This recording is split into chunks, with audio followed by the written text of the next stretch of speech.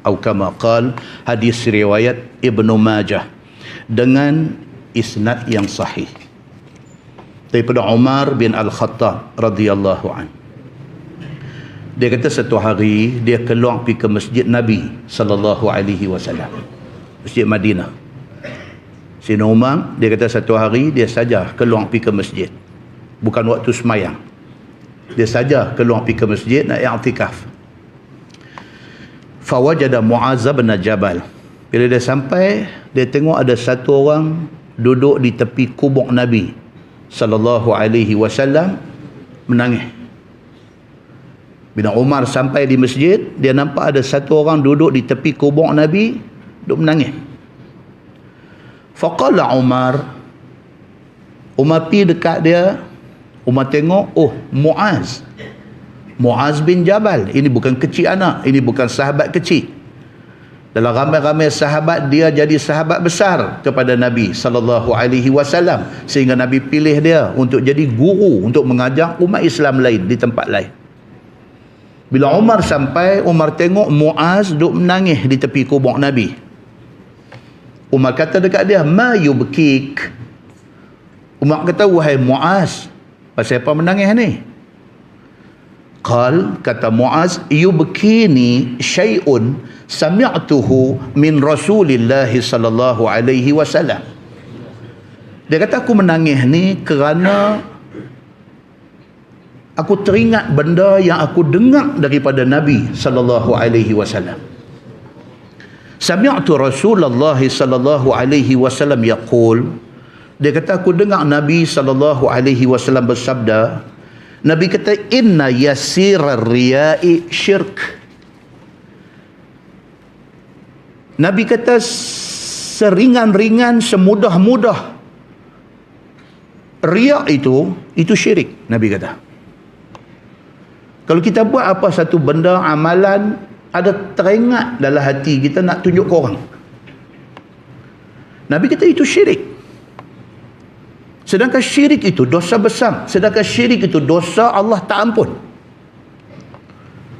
Macam mana ni Mu'az bin Jabal bila dia teringat benda hak Nabi kata ni, Nabi kata hang riak saja hang sudah syirik.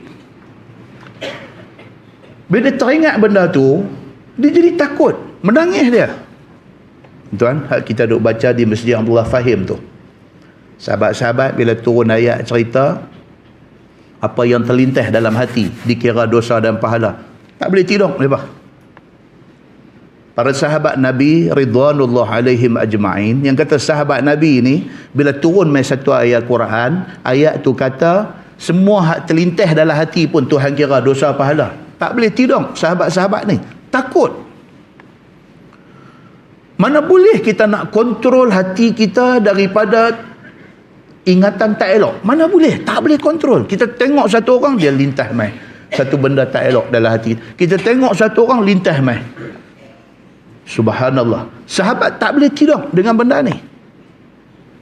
Mu'az bin Jabal, dia kata, dia menangis ni pasal apa? Pasal dia teringat Nabi pernah kata. Nabi kata, ang riak, ang ada teringat kata buat satu amalan nak tunjuk ke orang, hang sudah syirik.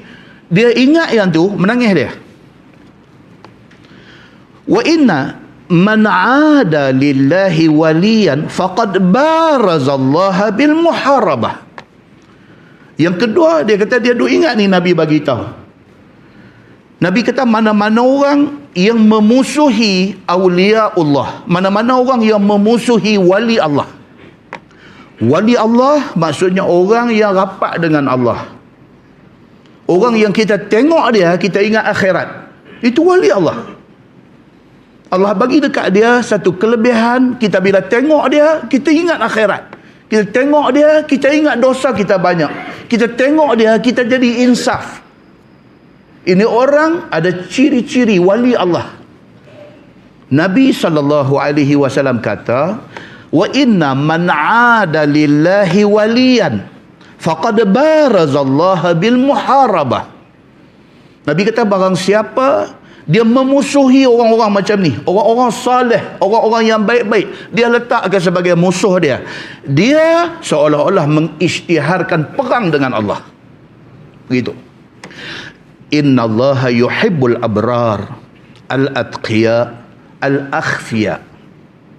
Nabi kata sesungguhnya Allah Subhanahu wa taala dia cukup sayang dekat al-abrar, orang yang baik-baik. Allah sayang.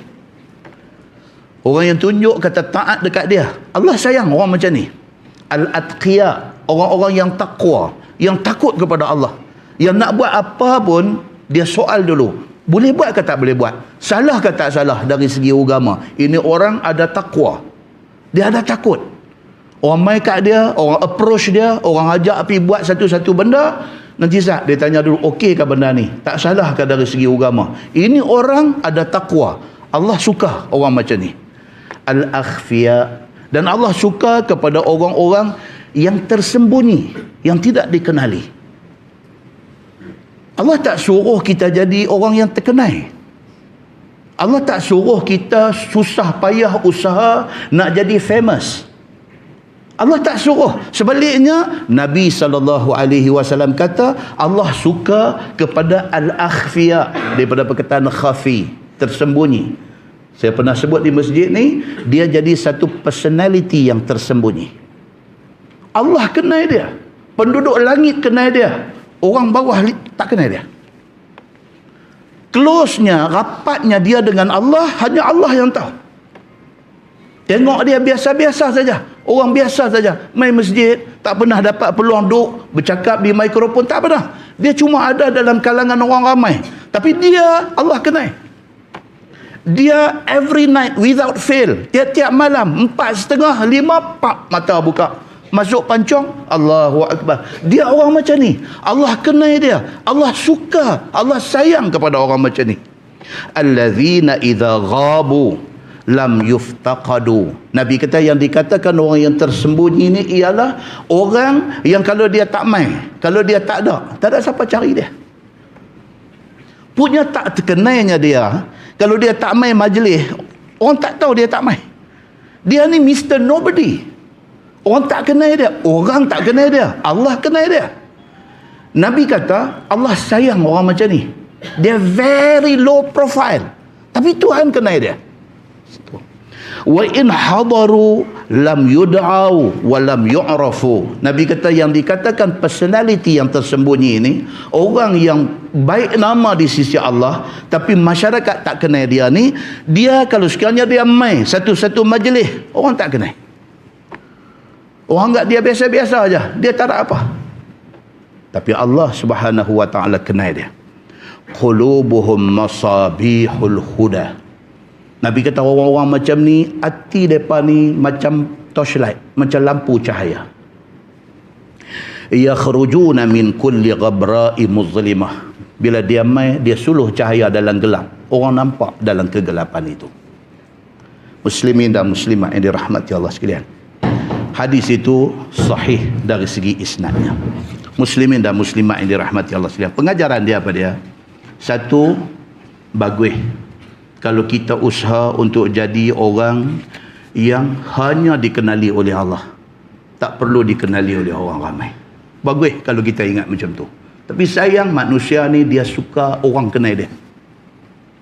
Senyap-senyap belakang orang dia buat benda yang Allah marah dia.